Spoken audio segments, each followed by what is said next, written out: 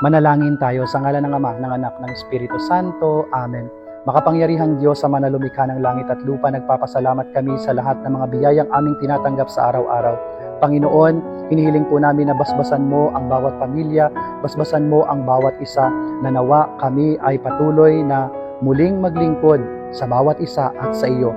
Panginoon, hinihiling po namin na tulungan nyo ang bawat pamilya, lalong-lalo na yung mga pamilya na nagkakawatak-watak, yung mga pamilya na nawawala ng pag-asa, yung mga pamilya na hirap sa buhay.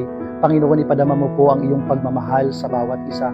Ipadala mo ang iyong grasya, ang iyong tulong upang kami ay muling makapaglingkod sa iyo. Panginoon, ganoon din naman inilalapit namin sa iyo ang lahat ng mga taong nahihirapan sa buhay, ang mga taong pasukuna, ang mga taong nawawala ng pag-asa, ang mga taong pagod na sa buhay.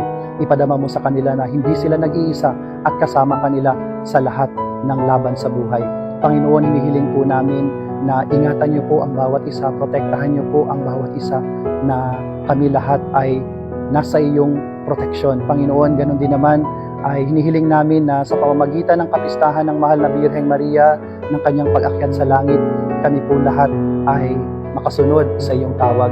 Panginoon, hinihiling namin ito sa pangalan ni Jesucristo na aming Panginoon ngayon at magpa sa walang hanggan. Amen.